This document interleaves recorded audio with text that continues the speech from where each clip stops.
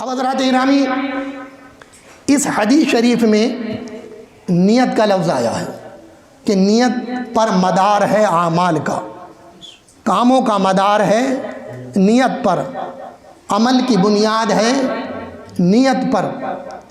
اب نیت کسے کہتے ہیں یہ سمجھ لیجئے، اور اس حدیث میں نیت سے کیا مراد ہے اسے سمجھ لیجئے۔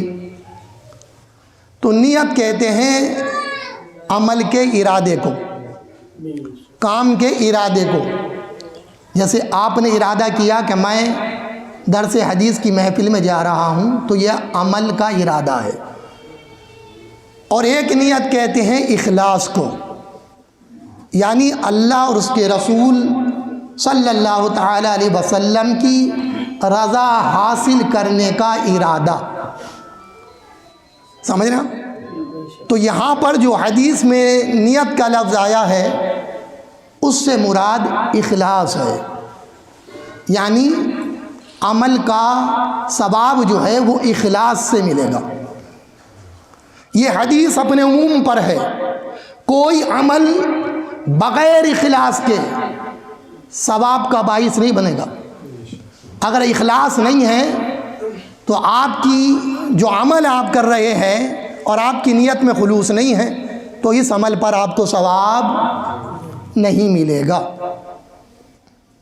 جیسے مثال کے طور پر ہم وضو کرتے ہیں، غسل کرتے ہیں، تو وضو میں نیت کرنا جو ہے وہ سنت ہے۔ اگر آپ نے نیت نہیں کی وضو کی تو وضو تو ہو جائے گا پر آپ کو ثواب نہیں ملے گا۔ عمل نیت کے ساتھ ہو اور نیت میں خلوص ہو، اب وہ عمل چاہے عبادات خاصہ ہوں، عبادات مقصودہ ہوں، جیسے نماز، روزہ، یہ مقصد ہے نا آپ کا۔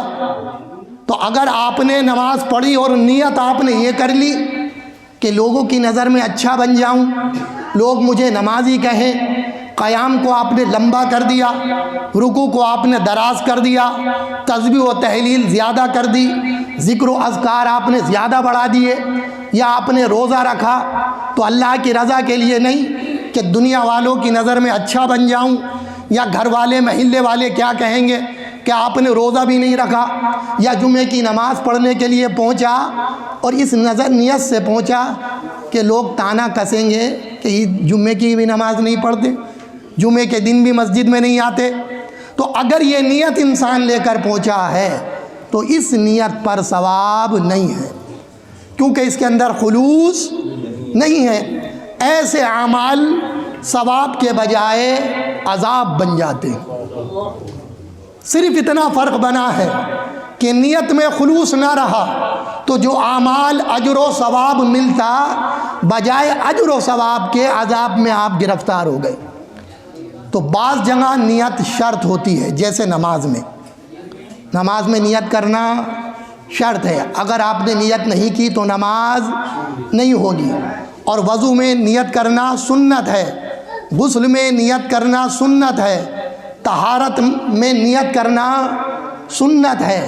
اگر آپ نے نیت کری تو آپ کو اجر و ثواب ملے گا، اور نیت نہیں کری تو آپ کو اجر و ثواب نہیں ملے گا، آپ کا وضو، غسل اور طہارت مل جائے گی۔ آ رہی ہے بات سمجھ میں؟ یہ ہے نیت کا معاملہ۔